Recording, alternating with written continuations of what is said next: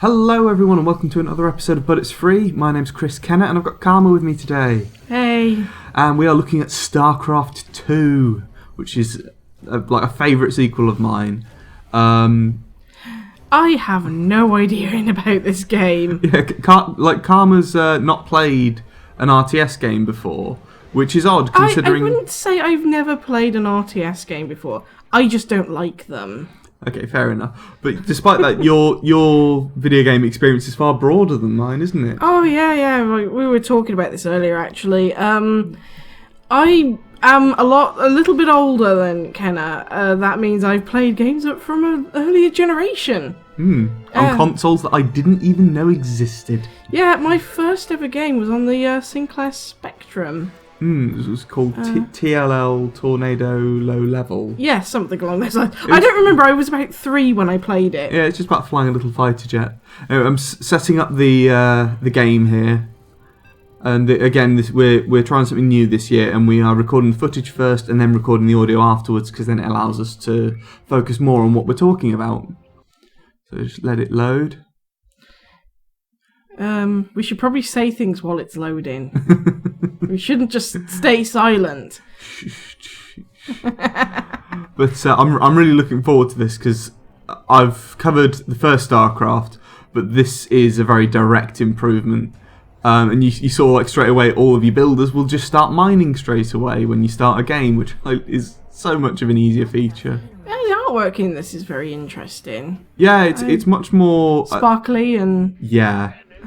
You shiny. can see it's cutting forward as I'm expanding my base because the base expansion bit is boring. You can see I've got an ally who is playing as the weird alien Zerg, and I'm playing as the human-like Terran. Yes, those are words. They're just the rest. Oh, this is funny. I got one of my builders stuck in that corner, and I have to. Luckily, he's stuck behind a bunker which he can go inside of. But I'm trying to kill him by pressing the delete key when the camera twists there. But luckily, I was able to get him inside and then get him out, and he came out in the right place. The humour in all that. But yeah. So this is just, I think we're starting to see some combat now because my ally is very foolishly bringing some enemies into our base by having its drone run away. You can see I've got some little guys in the bunker there that are starting to. I'm so glad you can tell what's going on because I can't tell at all. Yeah, this is the thing because if you play these games, you sort of understand some of the tropes of the game. And these games do have tropes, just like action games have. Like quick time events and cover-based shooting. These games have their own tropes. I love the environments in this though. Like you've got all these shiny crystals, but there's also you'll see a lot of animals flying around. Not these are just Zerg that I'm having to explode. It's a bit like acid and things.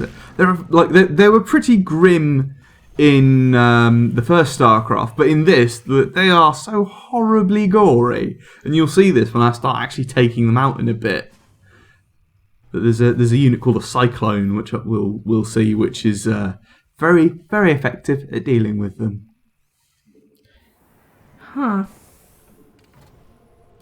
Yeah, I think we can tell that I'm not exactly impressed, but I'm not good at these sorts of games. I'm not good at RTSs at all.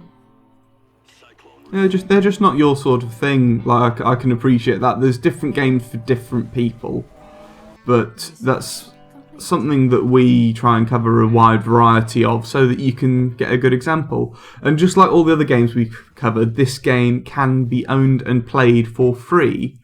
You can get StarCraft Wings of Liberty completely free from Blizzard. But then the paid content comes in, I think, when you buy the expansions, which cost money, which is fair enough, because you're not paying for anything else. I think you can buy some little cosmetic upgrades through an in-game system, but other than that, I think that, considering that I haven't paid... Well, actually, I did buy this version, but that to play it, you would not have to buy it. I think this is pretty good value for money. I've got a Thor there, one of the biggest units in the game, just a big, heavy walker.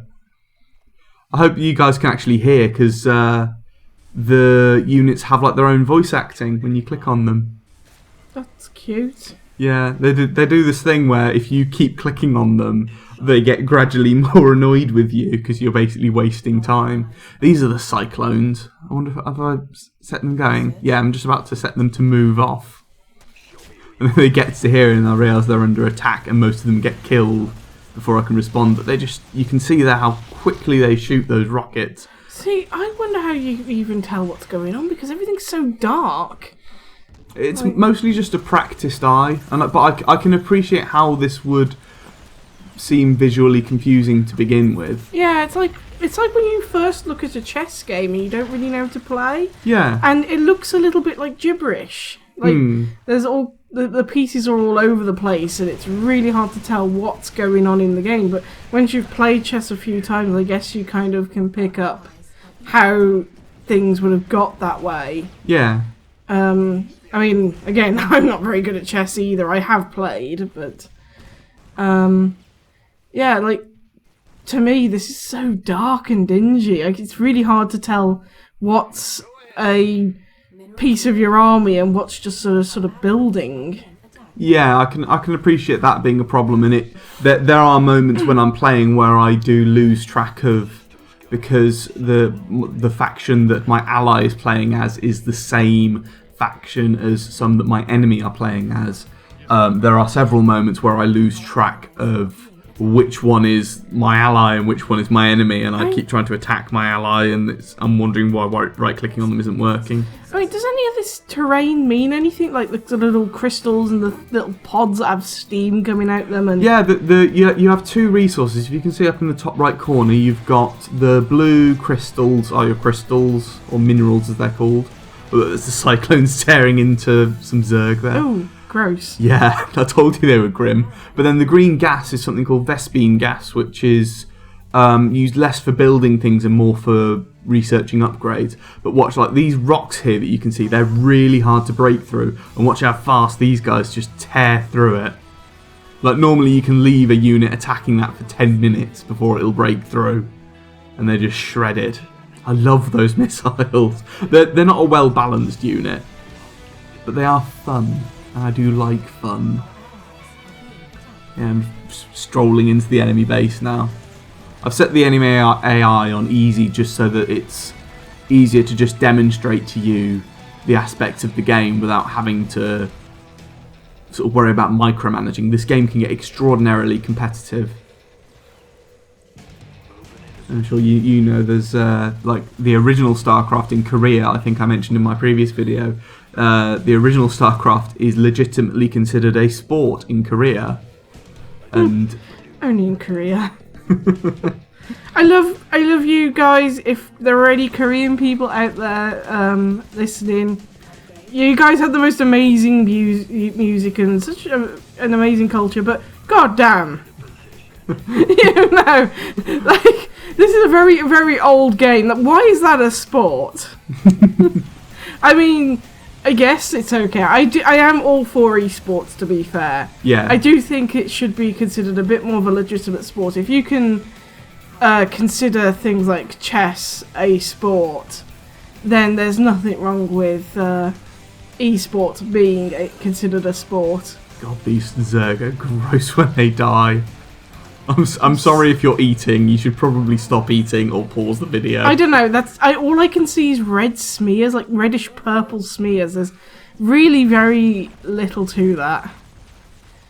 It's not that grim. Like I've seen worse. Yeah. Like the other day, I was playing Watch Dogs 2 and I hit a dog by accident, and that made me very upset. They called the police on me and everything. They're kids. I know.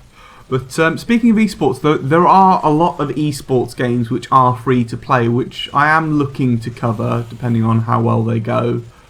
So do look forward to those, hopefully, in the future. I think here you're about to see me finally finish off the Zerg players. There we go. 2 of them were defeated. So that's the end of them. And I'm going to stop using the Cyclones at this point, because otherwise this would be extra boring, because it'd just be them marauding around the map. You can see my allies got a few units there ready to defend us. But I'm going to try building some different stuff. Oh, someone's chasing my Cyclones. The fools. Is he throwing pee at them? It looks like pee. It does a bit. It's like splashing just this yellowish liquid on everybody. Yeah, just like so much about the Zerg are really cool, but they are very gross. What's that? Like that yellow thing that was flying along. Yeah, it looked like a tentacle, but sort of grey. Yeah, they're just like the environmental animals that run around here. Oh, okay. There's loads of them. Ew. Yeah. Oh, watch, you've actually something cool, right? With the Terran, they can build these buildings, and then they can actually fly and then put themselves down somewhere better. Which is a really cool feature that I like about this. So I'm just trying to set that one down there. And I think you're about to see that in a moment, someone else has gotten in the way. I'm just building some infantry here to show you some different units. There's a huge array of different types of army and different sort of types of warrior that you can build in this. There we are, there's a little guy just sort of sat in the middle. He's not doing anything. He's just sat there. Like, hey, I heard you want to build here. Hey. And then he decides to build there instead. Of course, I'm not having any of that. And it's gone. But then I can set that building down. And there it lands. Look, there's more of those wildlife wandering around. Yeah? Yeah. Yeah. But I've got a pretty sizable aerial army by this point, because the units tend to be split into three groups, like your standard infantry, your sort of big ground vehicles, and then your aerial vehicles. And the aerial stuff can add an extra dimension to the game. So we're gonna go and attack the Protoss with that now, who are very pretty looking, but are not my favourite to play in this. Pretty, he says. They're prettier than the Zerg. Oh, watch this. Like, these units transform. So that little buggy transforms into like a mech suit and back. How cool is that? And that tank can enter like a sort of more stable mode and has like a big siege cannon. It's alright, I guess. I'm trying to pretend to be not impressed. That's actually kind of unfair, but yeah, it's... I mean, the graphics are pretty cool on this for its age, I suppose. Yeah, and there's so many maps. Like every time you set up a custom game, you've got to wait for all the maps to load before you can properly select one. There's a little mine there that can burrow underground that you just saw. But yeah, there's so many maps that it takes about 5 minutes just to load them all. Because rather than storing them all on your computer and taking up loads of data, every time you set up a custom game, it streams the map to you very quickly. Because it's quite simple data, but it's data that Blizzard didn't feel that you needed. Now watch these. These all sort of like can turn into these mechs that walk on the ground for attacking ground targets, and then they can take off again and go back into the air, depending on what you want to fight. So look, these guys are going to come along and they're all going to take off again. There they go. And now they can blow the hell out of those. I still find it really hard to tell what's going on. There's just these masses of grey. Yeah, the Terran are very grey. Perhaps, unless you've played this before, they can be a little bit difficult to pick out visually, especially with the air forces, because a lot of the air units will just overlap. So just blowing the hell out of the Protoss now. Now, those, you see those weird crystal things there? That you can just see on the left-hand side. Those are basically how the Protoss buildings relay their power around them. So as you fight the Protoss, if you take those out, all their buildings will stop working. Huh. Yeah. Those are really quite pretty things there. Yeah, you can see what I mean about these looking good. Yeah, those are really quite pretty. At least you can see them, because they're a brighter colour than the background, whereas everything else sort of blends in. That was my only grievance there, that like, you can't see most of what's going on, because there's a grey background with grey models that are all grey and sort of clustered together. Yeah. It's quite difficult to tell what's exactly happening. Yeah, look, you can see I'm taking out some of those crystals now to try and disable the enemy. And much as I love this game and a lot of Blizzard's work, that doesn't mean that I can't appreciate that there are indeed some problems with it. As you just stated, it can be difficult to pick out visually what's going on. I myself lose track occasionally. And one which I actually found out about 10 minutes before we started this recording, so I was playing a different game. of Starcraft is that if you set up a custom game with just you against the computer, you can't save it. So if you want to save the game for later, then it's tough. You've either got to pause the game and wait until you come back to it, or you've got to surrender and then just try doing it again some other time. Which I was a little bit peeved about, honestly. Like, I would have thought that it's a little bit awkward as it is to set up a game on a map of your choice against the enemies of your choice. And this way is the only way to do it, through the custom games menu. And if you do that, you can't save it. Which just, that irks me. That irks me somewhat about this, because that was what I enjoyed doing in the original StarCraft. He's very irked. You can tell. You're not here, but I can see him. You can see the irkiness going on. But okay. I'm trying to mentally imagine what irkiness looks like. If you can imagine it. Imagine Invader Zim. That's basically the embodiment of irked. Okay. Invader Zim's a good cartoon. Very fun. It's exactly my sort of sense of humour. I think this is the last of the Protoss for the most part. It's funny, when you've almost beaten an enemy, they start being revealed on the map so that you can see where they are through the fog of war. So you can see me just sort of cleaning up the last of them now. It's really bad, but my mind is totally somewhere else right now. I'm just looking at those little rotating crystal things and thinking, ooh, I can make that out of resin. Yes, Karma is incredibly arty. I would love to be able to show you some of what she can do. Yeah, well, that might not be far off, because I'm actually planning my own little YouTube venture soon. Yes, I look forward to that. Yeah, or don't, because it might be awful yet. We don't know. Yeah. What you're seeing here is this is actually one of the enemies attacking my ally, and it's got some infantry, and then those weird planes that you can see are actually healing the infantry as they're getting damaged. I see a purple thing. Yeah, the my ally I think is like the purple team. That was them trying to build something. They're getting absolutely mullered there, and then I come over here, and the same thing's happening to me, and I haven't noticed, and my base is getting blown up. Oh no, it's gone. Sorry, I still have my cough. Yeah, Karma's been ill for so long. Yeah, it's basic stress. Yeah, but I've taken out most of those now, but my base is wrecked. So at this point I'm a little bit peeved. I'm not willing to unleash the cyclones on them just yet. I'm trying to use some infantry on these guys. There we are, there's my little infantry squad. I've got some of the flyers that will heal them so that if they get damaged. There's a cool thing you can do with those, specifically the ghosts, who are like the sniper infantry, and they can launch a nuclear missile. It's an extremely powerful weapon, but it can be difficult to get off. That's what she said. Bad choice of words. But you're just about to see me run in. I've been making that joke all day today.